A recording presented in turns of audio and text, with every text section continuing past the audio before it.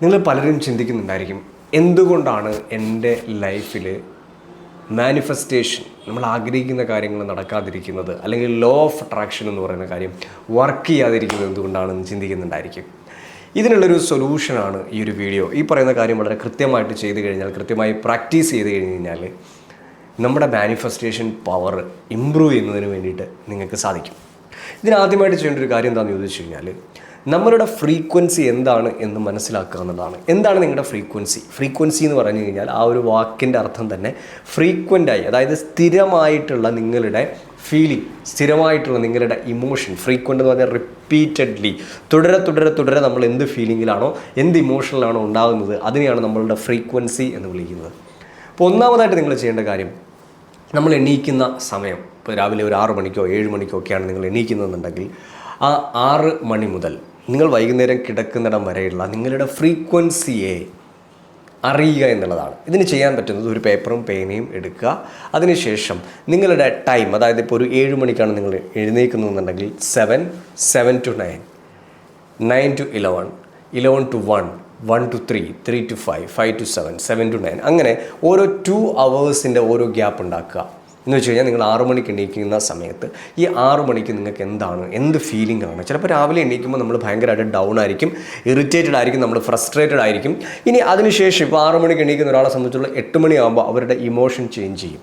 ഇങ്ങനെ every 2 hours നമ്മളുടെ emotion, നമ്മുടെ ഫീലിംഗ് എന്താണ് എന്നൊന്ന് പേപ്പറിലെടുത്തിട്ട് ഒന്ന് നോട്ട് ചെയ്യുക.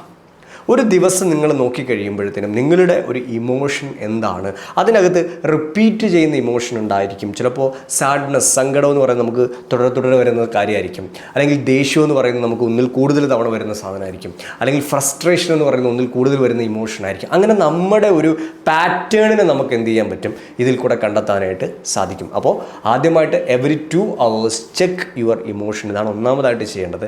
രണ്ടാമതായിട്ട് ഈ പേപ്പറിൽ നിന്നും നിങ്ങൾക്ക് നിങ്ങളുടെ ഇമോഷൻ, അത് റിപ്പീറ്റഡ്ലി വരുന്ന ഇമോഷനെ അല്ലെങ്കിൽ ഇമോഷണൽ പാറ്റേണിനെ നമുക്ക് കണ്ടെത്തുന്നതിന് വേണ്ടിയിട്ട് സാധിക്കും. ഇപ്പോൾ ഒരു വ്യക്തിക്ക് ദേഷ്യവും സങ്കടവും ഫ്രസ്ട്രേഷനുമാണ് ഇദ്ദേഹത്തിൻ്റെ പാറ്റേൺ എന്നുണ്ടെങ്കിൽ അതിൻ്റെ മീനിങ് എന്താണെന്ന് ചോദിച്ചു കഴിഞ്ഞാൽ, ഏതൊരു സാഹചര്യത്തിലും ഏതൊരു സിറ്റുവേഷനിലും ഈ വ്യക്തിയുടെ ഏറ്റവും കൂടുതൽ ഉണ്ടാകുന്ന ഇമോഷൻ എന്ന് പറയുന്നത് ഈ ദേഷ്യവും സങ്കടവും ഫ്രസ്ട്രേഷനും ഒക്കെ തന്നെയായിരിക്കും.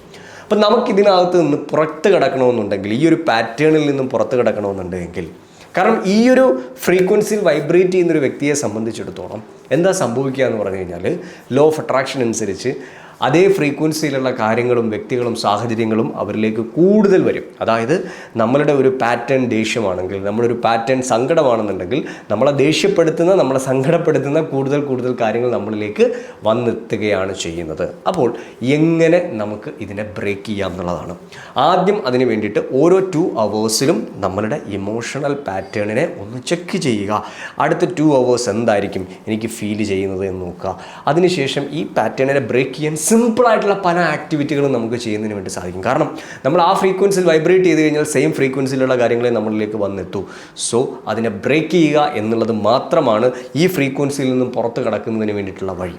അതിനൊന്നാമതായിട്ട് നമുക്ക് ഓരോ 2 hours കൂടുമ്പോൾ നമ്മുടെ ഇമോഷൻ ഒന്ന് ഡൗൺ ആകുകയാണെന്നുണ്ടെങ്കിൽ നമുക്ക് നമ്മുടെ ഫിസിക്കലായിട്ട്, അതായത് നമ്മുടെ ബോഡി ചേഞ്ച് ചെയ്തുകൊണ്ട് നമുക്ക് നടക്കുകയോ ഒന്ന് മൂവ് ചെയ്യുകയോ ഒക്കെ ചെയ്തുകൊണ്ട് നമ്മളുടെ ഇമോഷണൽ പാറ്റേണിൽ നമുക്ക് പുറത്ത് കിടക്കാം.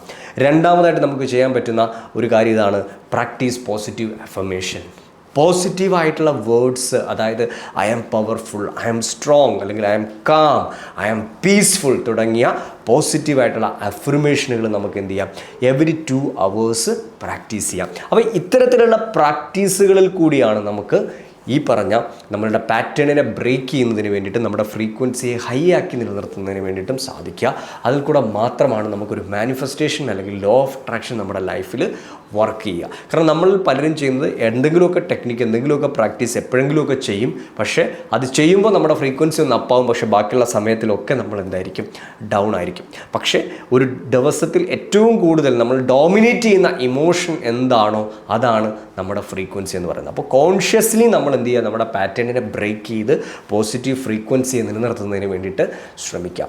അപ്പോൾ നിങ്ങൾക്ക് ഇത്തരത്തിലുള്ള വീഡിയോസ് കൂടുതൽ ലഭ്യമാകുന്നതിനായിട്ട് നമ്മുടെ ചാനൽ തീർച്ചയായിട്ടും സബ്സ്ക്രൈബ് ചെയ്യുക. അതുപോലെ തന്നെ ഞങ്ങളുടെ കമ്മ്യൂണിറ്റിയിൽ ഒരുപാട് ട്രെയിനിങ് പ്രോഗ്രാംസുകൾ നമ്മൾ കണ്ടക്ട് ചെയ്യുന്നുണ്ട്. നിങ്ങളുടെ ഫ്രീക്വൻസിയെ അപ്ഗ്രേഡ് ചെയ്യുന്നതിന് വേണ്ടിയിട്ടുള്ള പ്രോഗ്രാമുകളുണ്ട്. അപ്പോൾ നമ്മുടെ കമ്മ്യൂണിറ്റിയിൽ തീർച്ചയായിട്ടും ജോയിൻ ചെയ്യുക, അതിൻ്റെ ഭാഗമാകുക. Thank you so much.